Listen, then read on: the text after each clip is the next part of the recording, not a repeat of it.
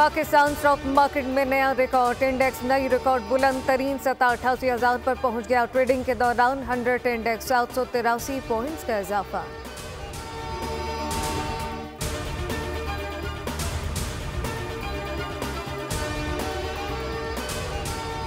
Security forces का बागजोड़ में intelligence base operation, खारजी दहशतगर्दों की मौजूदगी की इत्तला पर कार्रवाई। 9 खारजी दहशतगर्द जहन्नुम वासिल मारे जाने वाले खारजियों में 2 खुदकुश बमबार और इंतहाई मतलूब खारजी सरगना सैयद मोहम्मद और कुरैशी उस्ताद भी शामिल।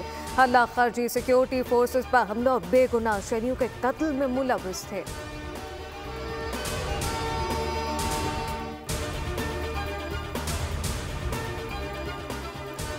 आर्मी चीफ का पाक फिजाई ऑपरेशनल एयरबेस का दौरा। कसीरुल कौमी मशक़ इंडस्ट्रियल 2024 का मुशाहिदा। आर्मी चीफ का पाक फिजाइया की ऑपरेशनल तैयारियों पर इज़हार इत्मीनान।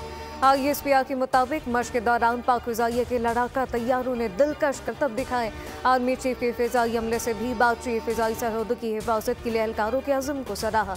पाक फिजाइया के सरबराह का आर्मी चीफ के दौरे पर इज़हार तशक्कुर।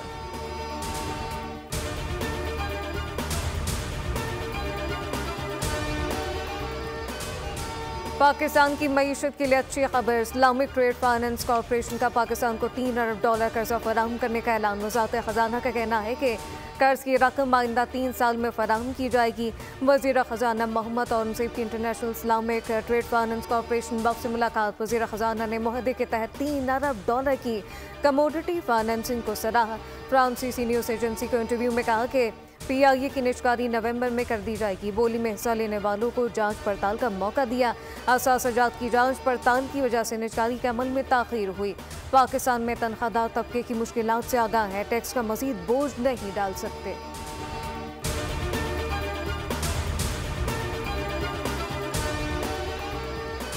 और टेस्ट सीरीज होगी किसके नाम? साजिद और नुमान बढ़ाएंगे पाकिस्तान की शान। शाहीन करेंगे ऊंची उड़ान। पाकिस्तान और इंग्लैंड के दरमियान सीरीज का तीसरा और आखिरी टेस्ट। इंग्लैंड की टॉस जीतकर बैटिंग जारी। कप्तान शान मसूद ने कहा कि टॉस हारना मायने नहीं रखता, हमने अच्छी क्रिकेट खेलनी है।